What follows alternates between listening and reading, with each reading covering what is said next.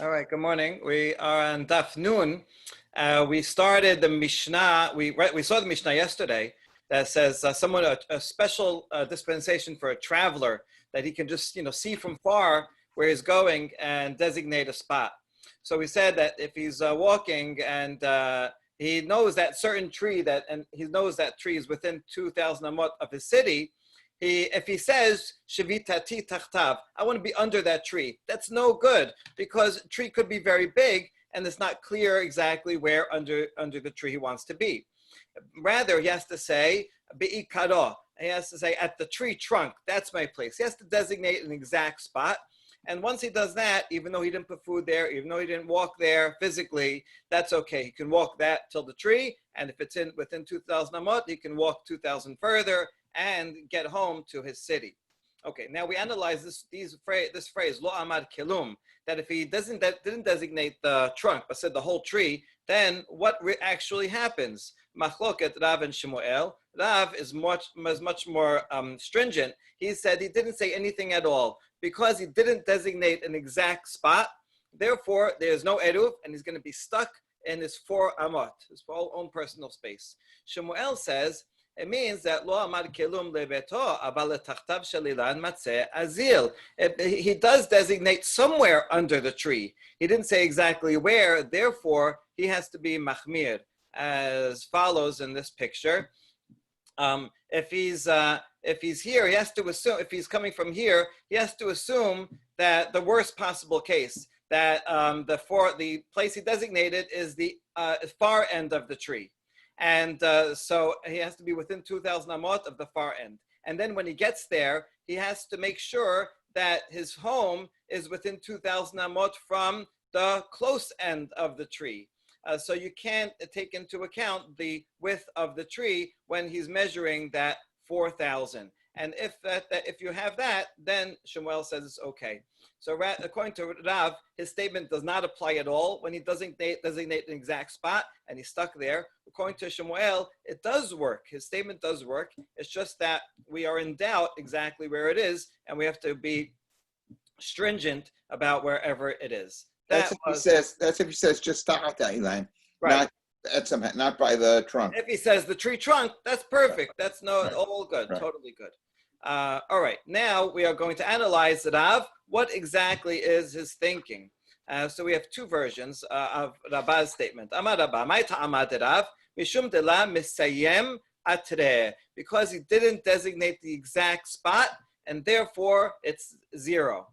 V'ika de amre, amar Rabba, my ta'amad Rav, mishum de kasabar, kol she'eno beze achar zeh, afilu bebat achat eno. It is a much more complicated type of reasoning, and he says, and it applies in many cases. We'll see 3 of them. Anything that you can apply sequentially, you also cannot apply simultaneously. In other words, in this case, I can't say my eruv is going to be over here, and then after that say it's going to be over there. Doesn't work. Only the first one takes, not the second one.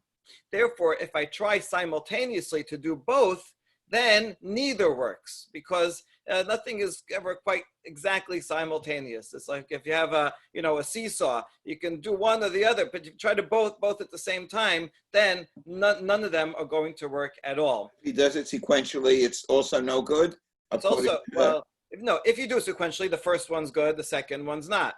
So that's his general rule. If, when you do it sequentially, you can't, then you can never do it. There are things that you can do sequentially, like I could say the money in my right pocket is tzedakah, and then I say the money in my left pocket is tzedakah. That's fine. I could do that all day long. Therefore, if I say the money in my pocket, in one of my pockets, right, and I don't designate, so that statement still works because I could do one and then the other. Maybe I have to be machmir in that case and say both of them, right? But that's in fact what then that would work, maybe even according to both. Okay, so whereas the first one says it always has to be exactly defined. If it's not exactly defined, it just doesn't work at all. The second one's giving this more complex reasoning. You end up with the same place. Well, my benayu, what would be the practical difference between these 2? Ika benayu damar liknu li barba amot migosh shemone. He says, I want my eruv to be 4 within these 8. So he does designate a certain 8, but he says some four of them, some four in them. According to the first opinion, he didn't designate an exact spot, so it's no good. According to the second opinion, he designated that it should be only four within the 8. So only one set of 4. So that's okay. He's not doing multiple things simultaneously. When he doesn't say the statement, it's kind of like all possibilities try to come under the tree. Let's say it's a big area. Every possibility tries to get designated, so they're all no good. But here he's saying just one of the possibilities, and so that is okay. But why couldn't he say the entire 8? My Eruv is under the 8, and he'd be covered from both sides. No, an Eruv can't be 8. Eruv is 4. Right, 4 okay. is personal space. So he could say my Eruv is this 4. It's from the near side and from sure, the... okay. Everyone agrees that that's okay if he says exactly 4. The problem is when he is not clear. So even if you're not clear, this one is you can be less clear as long as you say it's only one for my area within the 8. Then that's okay because it's not two things trying to happen at the same time. Okay. Okay, now mandama mishum de la mesayem atre ha la mesayem atre. In that case, he didn't designate an exact spot, so that's no good. Mandama mishum kol te sheno beze achar ze afilu bat achat eno hai kal ba'amot ame tachar ba'amot ka'amar. And that, according to the second version of Rabbah, this is like he's saying for amot. He's letting it. He's not specifying exactly, but he's specifying there's only going to be one of the 4 amot possible areas within that. Okay, now we're going to analyze this statement by itself that Rabbah said, and we're going to bring 3 challenges from it from all different areas of halacha. Kufa amar Rabbah. Rabbi, Yeah. there are people in the waiting room. Thank you. Kufa amar Rabbah. Kol davar.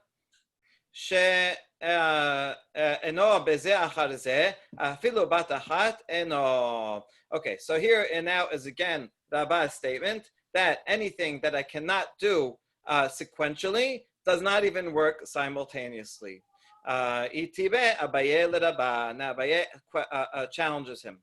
Hamarbe b'ma'serot perotav metukanim u'ma'serotav mekulkalin.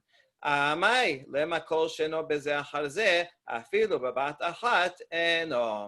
so now we're dealing with ma'aser. You have to give 1/10 of your produce. The halacha is that when we give 1/10, it can be only 1/10. I'm not allowed to give more than 1/10. If I try to do that, it doesn't work. Okay, so let's say I have 100, 100 bushels, and I say. This 20% is going to be, these 20 are going to be ma'aser. Okay, this is a problem. On the one hand, the other 80 I can eat because I did separate more than enough, right? So the other 80 are not tevel anymore, I can eat them. But those 20, only 10 of them are actually ma'aser, and the other 10 are tevel because ma'aser was not taken from them. I only said, I want this 80 to be good, and that 20 to be ma'aser. So that 20 is ma'aser for the 80. So the 80 is good, but the 20 is a mixture of ma'aser that, depending, the poor person can eat, or I can eat, or the Levi can eat, and the rest of it is tebel. So that's perotav metukanin, my 80 is good, but the ma'aser is mekulkalin.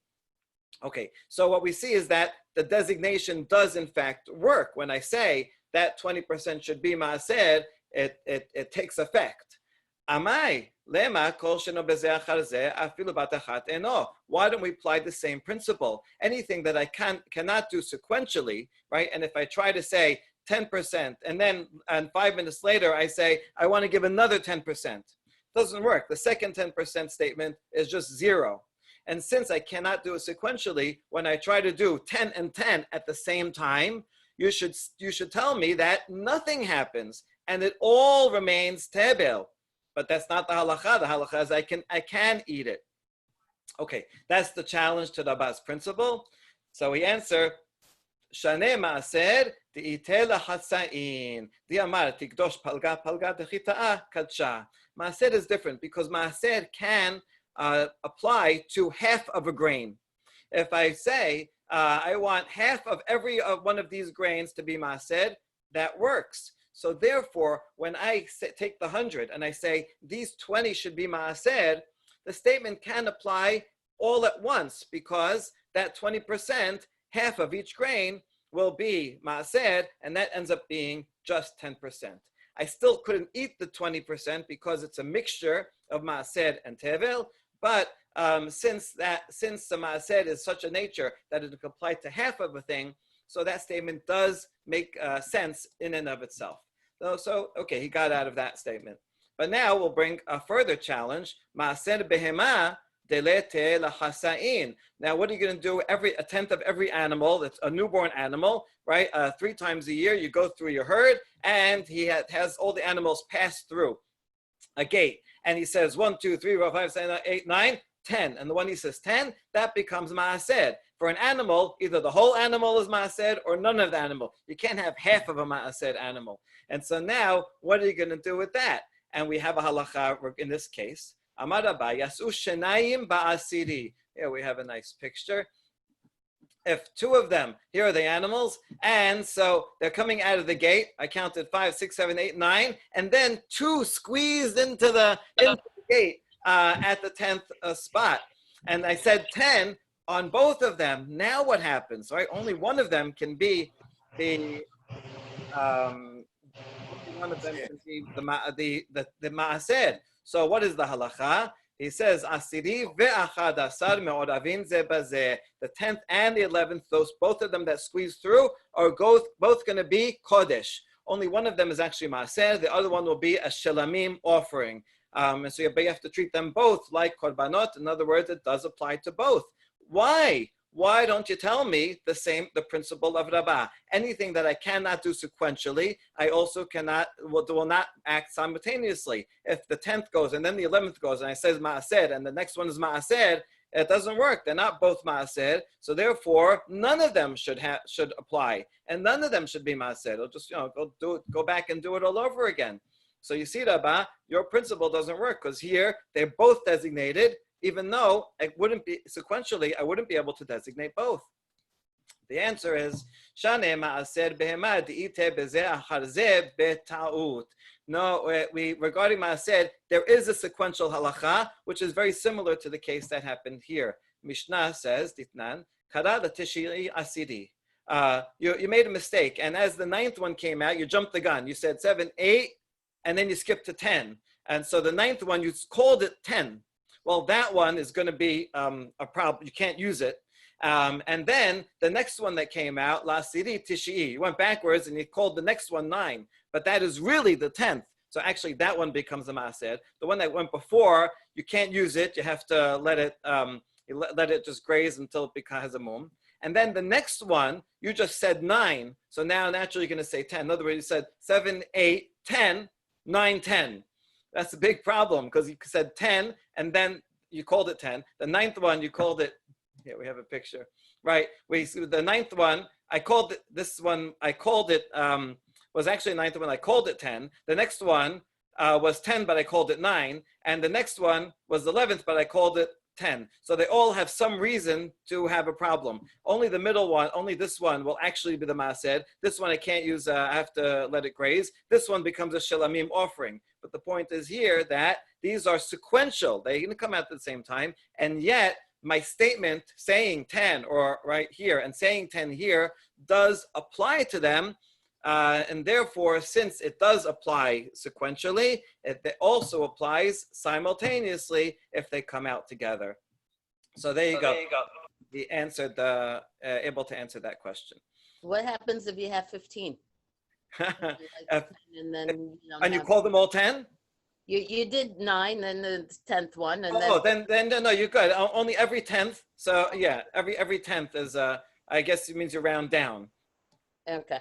You have a remainder. Yeah. I think you have to check that. Okay, so we resolved that problem. Now the last question to Rabbah. Baharet toda. A korban toda, whenever you're bringing korban toda, bring an animal, but you bring also with it 40 loaves of bread, 40 pita breads. It's nice, it's a lot of food, but you want to share with your family, with the poor people, with your friends.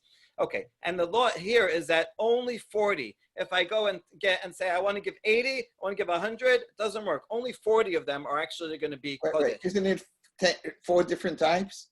10 of each? Of each what? Of each kind. Four 40. different types of pita. No? Well, Or 40 they're all altogether. 40 pitot? 40 altogether. 40, But they're 40 4 different types. Okay. Well, So, 40 altogether. okay, all right. If I said, okay, these 40 pitas are going to be for my special for my korban todah, kodesh, and then afterwards I forgot that I did that, and have another 40. I say these are kodesh too. These are kodesh. Doesn't work. Only the first 40 become kodesh. Okay. Ve'itmad todah shenishchata al shemonim halot. So let's say I have 80 there. And I do the shechita, they become kodesh at the same time as I do shechita on the animal.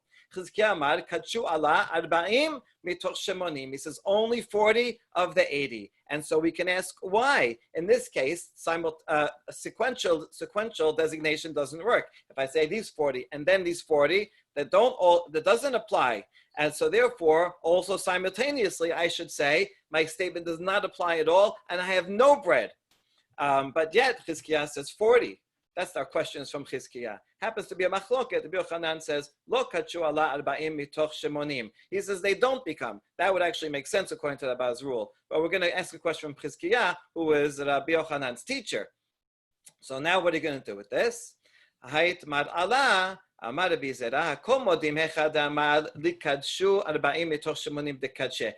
is going to be that we actually we try to look at his intention. What does he mean when he says, I want there to be 80? So if he's more explicit, then there's 2 ways he can be explicit. That would be fine. If he says, I want 40 out of the 80 to be Kodesh, and I'm giving 40 more because I want people to have even more food. But only 40 will be Kadosh. Everyone agrees that those 40 are Kodesh and not the other 40. Lo yikadshu arba'im ela ken kadshu shemonim kule amala pligi de la kadshu. If he makes a condition and he says, these 40 will only be Kadosh if all 80 are, then he said nothing. That's 0. None of them are Kadosh because it can't be 80. It can only be 40.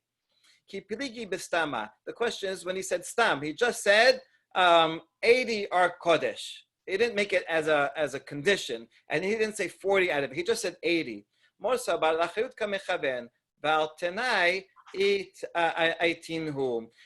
the first opinion, Chizkiah, who says it works when I say 80, he wants to be very responsible, and he's afraid. What if some of them go bad? What if some of them get lost? So I would say these 80. What he means is. He means 40 out of these 80. If some of them get ruined, then I mean the other one. If I lost some of them, then I mean the other one. And so what his intention is 40 out of 80, and therefore it works. And according to Rabbi Yochanan, Rabbi Yochanan, his point is that he wants to bring a large. He wants to bring a large offering. He wants them all to be Kodesh, and therefore it doesn't work. When he says 80, what he means is they all have to be Kodesh, as if it's a condition. Only 40 will only be Kadosh if all 80 are Kadosh. So in that case, we're analyzing their language and seeing what exactly did you mean by that language. But either way, well, the question was from Chizkiah. So what his language means is not that he actually wants all 80, but rather he means 40 out of the 80. And that's why the halacha is fine in that case. And Rabba's principle still stands that something that you cannot do sequentially also that would not apply when you do it simultaneously. Okay, that ends that discussion. And now we're going back to our case of this tree. And we're going to see the follows. Depends how big the tree is. When we said that when you say somewhere under the tree and it doesn't work, right? Rav said it does not apply at all. Abaye qualifies it. Amar Abaye lo shenu ela be'ilan she'tachtav shetem asra ama. Ava be'ilan she'en shetem asra ama hare miksat beto nikar. He says as follows. Rav said, if I say the tree trunk, that's good. If I say under the tree in general, then I don't have a designation and I have no eruv at all. I'm stuck. That only is true if the width of the tree is 12 amot or more, because then it could be anywhere. But if it's less than 12 amot, then a personal space is 4 amot. So wherever that is, if I just assume the middle, then the middle overlaps anywhere it could possibly be. So therefore, that is a designation. Okay. So as long as when I say anywhere under the 4 amot, then I know that I can go to the middle, because even if it was here, it overlaps with this part, overlaps with that edge, and so that is a sufficient designation. So that's the business of Tuhumim are swallowed one in the other. This is kind of right. This is like the overlapping. Yeah. This is like the case of overlapping, but that one was with two people who have an overlapping, and then they can meet in the middle and they can share things. Right. This is only one person, but because he didn't designate where it is, but every possibility is overlapping the middle 4. And therefore, that's good enough of a designation. And so Rav would agree in this case that you're okay, you did designate, you still have to be machmir, like Shemuel was, and it could be on this side, it could be on that side, so you need 2,000 amot from the furthest point of the tree, but at least you have it in Eruv. Okay, that is Abaye's,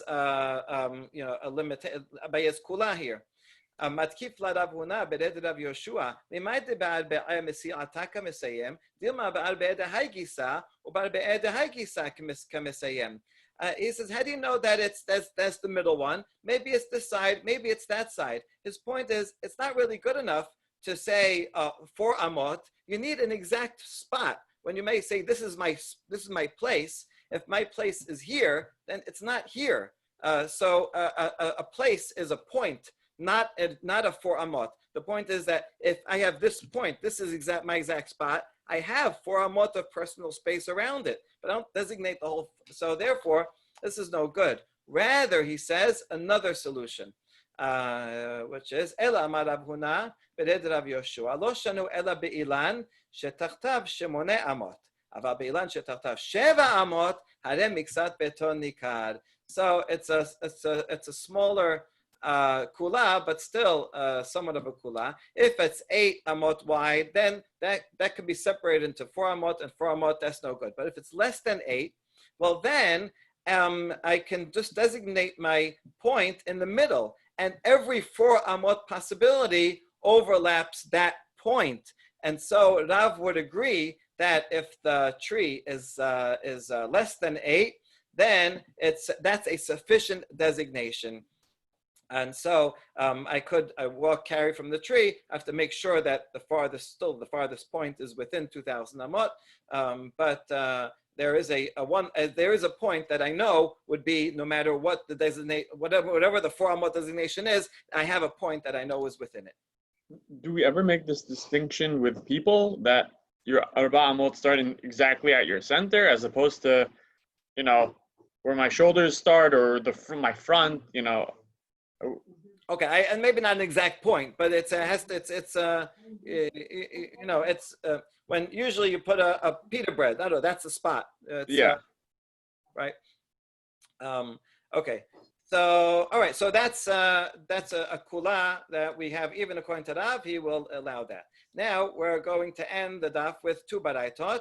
Tanya kevate de Rav, Tanya kevate de Shmuel. One is going to prove the opinion of Rav, that if I don't designate an exact spot, if I just say anywhere under the tree, it's 0. I have no eruv at all. And another baraita that will support Shmuel that says, I do designate. I'm not sure where it is under the tree, but at least I have some eruv. So here's the first one. It's a long baraita. We're going to get the proof at the end. Tanya kevate de Rav. Mishe baba derech v'chashchalo. You're walking and you see it's getting dark, and you're still far from your city. And he says, oh, I know that tree down there, and that's within 2,000 amot. I'm going to be under the tree. Too general, so therefore he says nothing. That's the same as our Mishnah.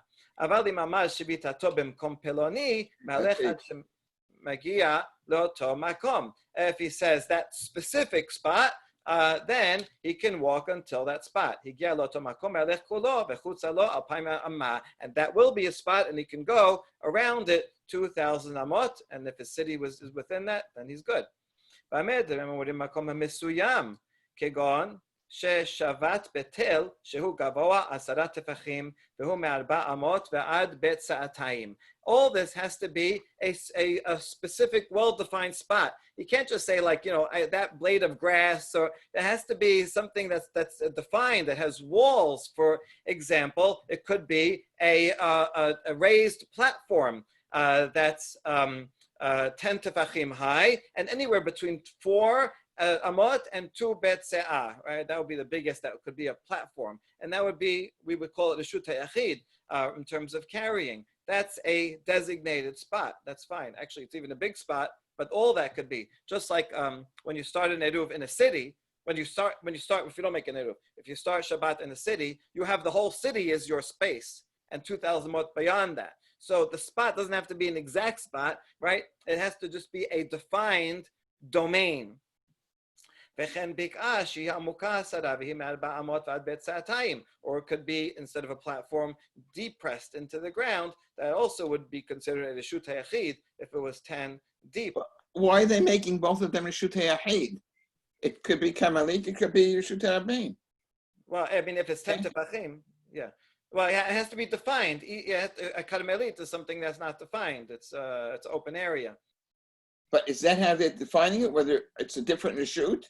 Not if it's with grass or without grass, and not if it's right. I imagine that let's say there was a pole, and it was a short, but it was still it was 10 amot, but not 4 amot wide. Well, then maybe not. He's only saying Shut ha'yachid here.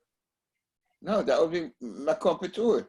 Right. So aval makom she'en mesuyam en lo 4 amot. That's right. This is saying has to be a designated. Has to be a domain that he can call his own.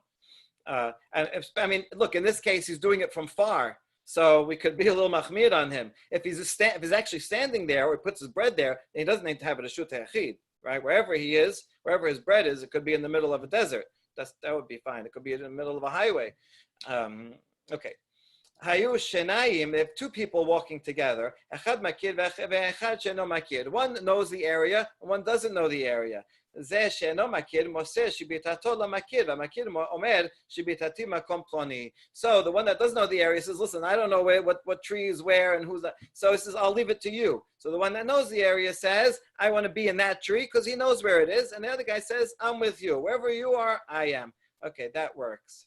All right, now all this, כשסיים 4 אמות שקבע.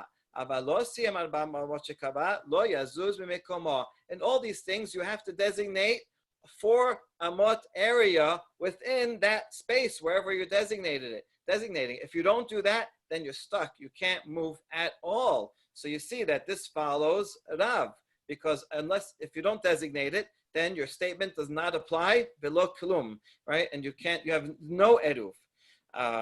So even in that big, platform area, you have to designate some specific spot within it. Otherwise, it's no good. And now, if it was according to Shemuel, okay, so this seems to be a good proof for Rav. It seems to undo Shemuel, because Shemuel would say, you have an eruv, but it couldn't be anywhere on that platform. And so therefore, you have to be machmir. It could be this end or that end. But you have an eruv, you can move out of your 4 amot. So this seems to be a challenge to Shemuel.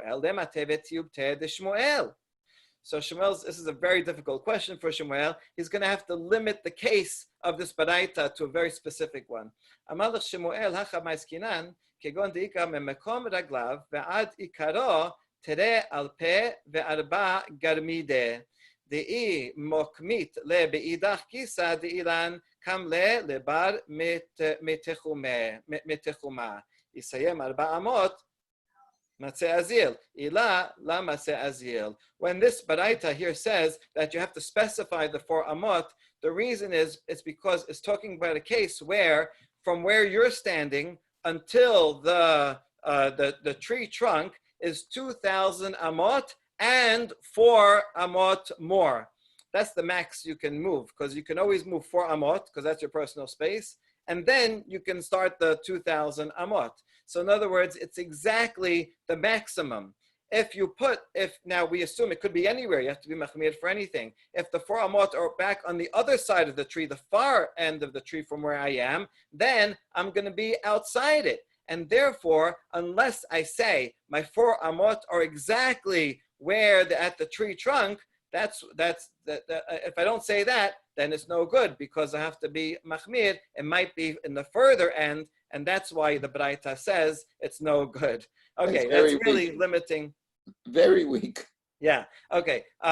So that's the only way he can get out of it. But luckily, Shmuel does have a Braita to prove his point. Tanya kivate di Shmuel ta'a ve'arev lishte ruchot. A person, he doesn't know the halacha. He made a mistake, and he says, "I want my eruv to be east and west."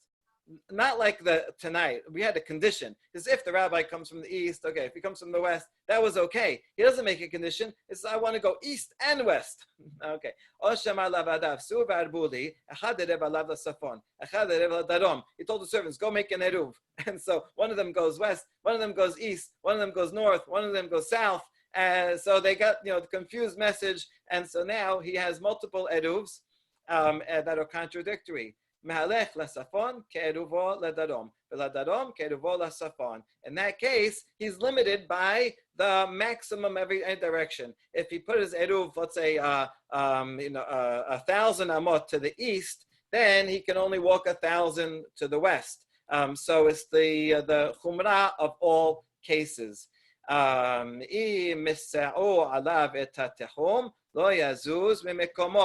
they put it 2,000 amot to the east and 2,000 amot to the west, then he's stuck. He can't move at all, right? Because he's pulled in both directions to the max. He can't move outside the city. Of course, the whole right. city. You can always move inside the city, right? Let's say he's not in the city and he's in the middle of nowhere, and he puts 2,000 amot there, then he's going to be stuck.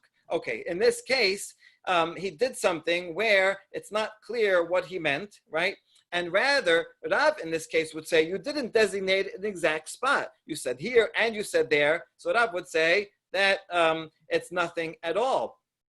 But whereas Shmuel, right? So and that's not what this Baraita says, right? This Baraita fits with Shmuel because in this case I designated multiple spots, and Shmuel says when you're not clear and you designate multiple spots, then we assume that something does apply. We're just not sure which one.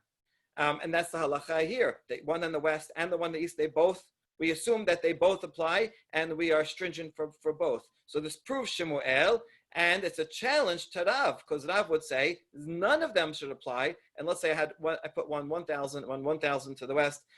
Right, according to Shmuel, I can walk at least 1,000 and 1,000. According to Rav, I shouldn't be able to walk at all. So this would be a challenge to Rav. The answer, Rav Tanahu Ufaleg. You're right. It would be a challenge to Rav, but Rav has the status of a Tana. He's a very early sage and the great of his generation, and therefore he has the status of a Tana, and he can argue with this Baraita. I think what we see is actually this machloket between Rav and Shmuel is already a machloket Tanaim before them. And so that ends the daf for today. Baruch Adonai Le'olam. Amen ve'amen. Thank you all for joining.